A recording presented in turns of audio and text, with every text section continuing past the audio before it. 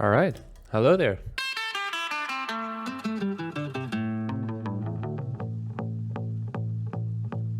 And welcome to the quick album review from everything from May till July.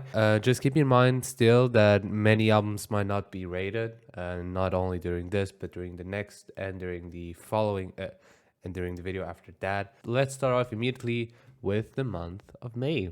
In this month, I only listened to two albums, both of them big releases. One of them bigger than the other, but the first one that I'm going to talk about, definitely not a small one.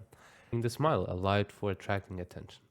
I did not rate this album for the sole reason that I felt like it could have been something, but I just didn't find it. But I had the same feeling that I also had with the songs and singles that I listened to.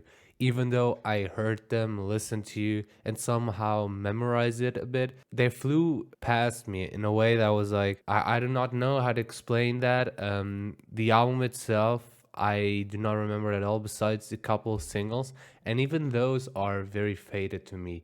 But it is a record done by Tom York, Johnny Greenwood, so members of Radiohead, and I know how much time things take for me to like it.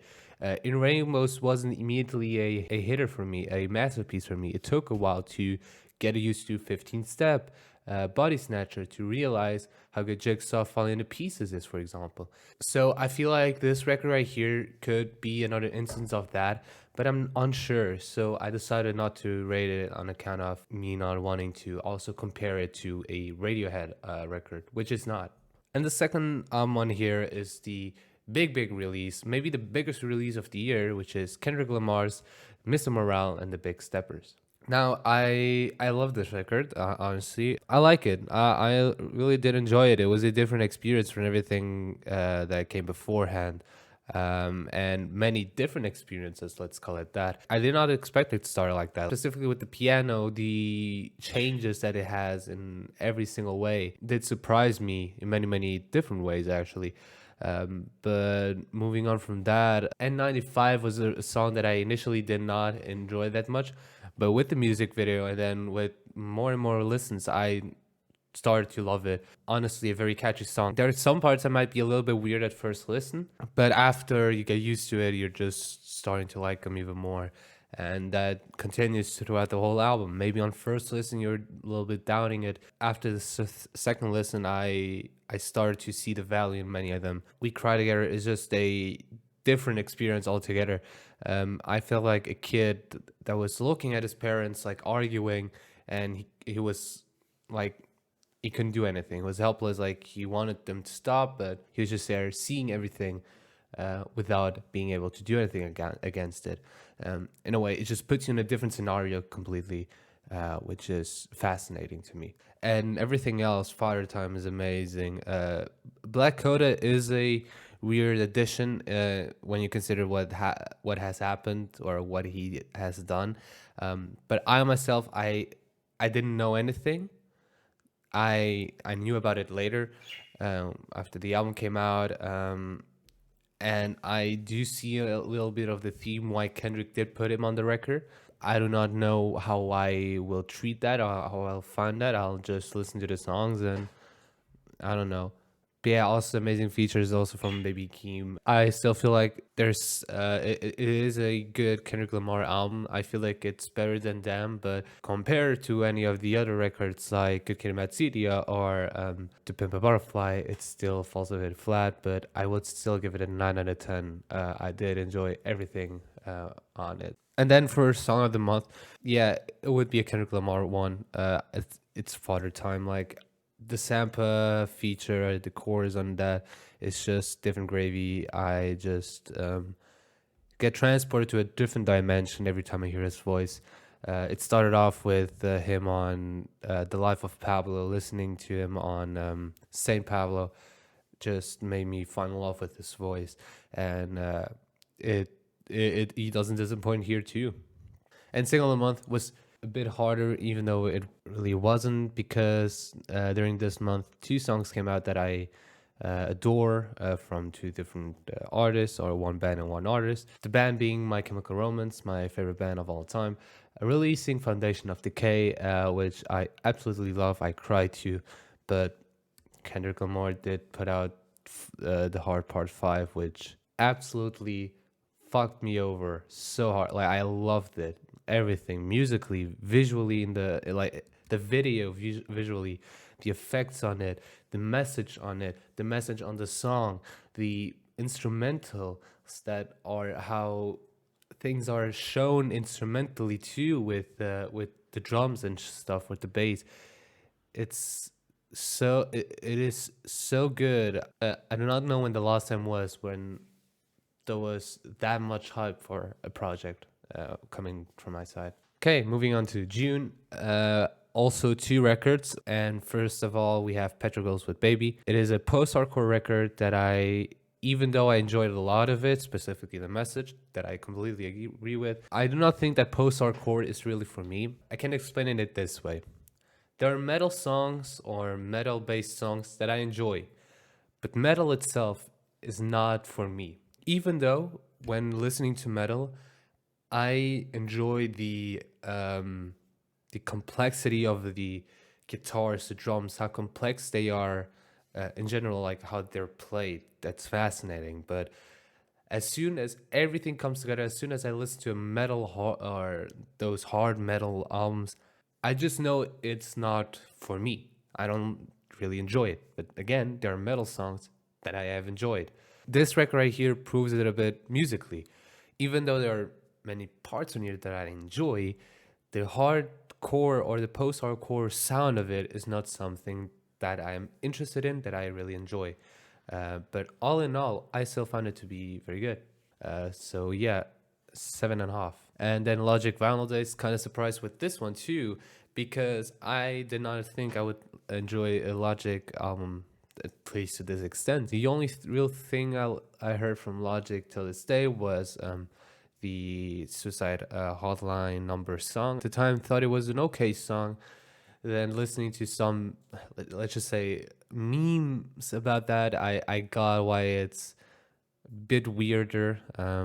With the who can relate part. Even then, a lot of these songs were actually good on this record right here, knowing that he critically isn't the best scene rapper made me think twice about at least this record or listening to this record, but I did enjoy it very much so. I gave that a 7.5 out of 10. For Song of the Month, yeah, I would go with actually Vinyl Days from Logic.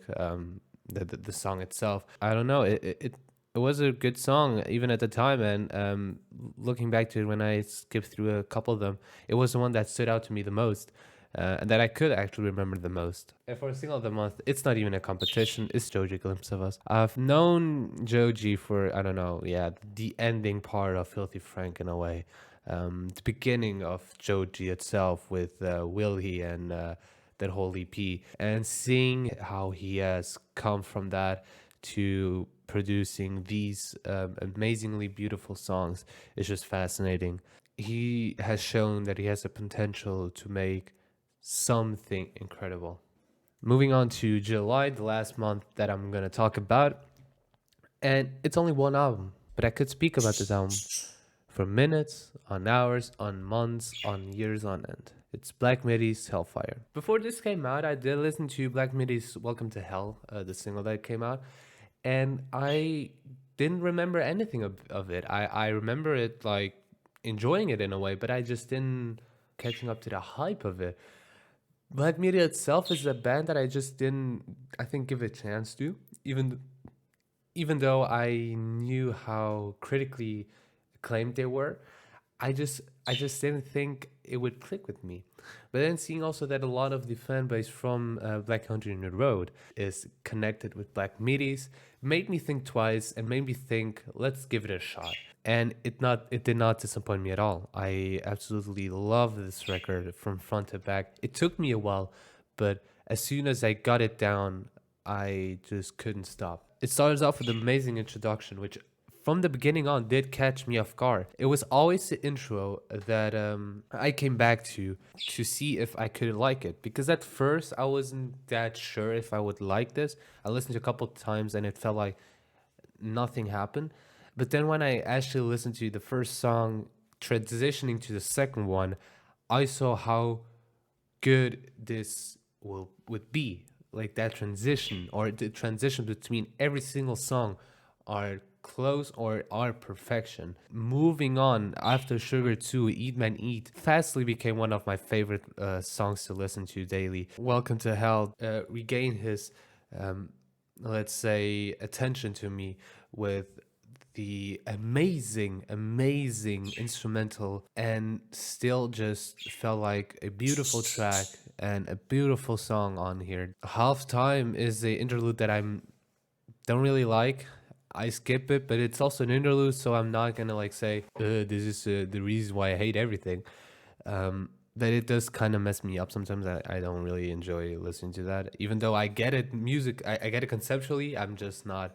It's just something that bothers me a bit. But even everything after that is amazing. Dangerous Liaison, 27 Questions, the defense, the race is about to begin. Amazing. It took me even more time to get used to the second half, because it felt like the first half was just amazing and the second kind of felt like dragged on. But as soon as I listened to the race is about to begin, I saw how good the second half was. I saw then how good the defense was, with it just the almost floating type of feeling to it. I don't know. I feel like I'm like it's comfortable listening to it in a way. I don't know why. And then even Dangerous Liaison, having that 1 second that it's always stuck in my mind, just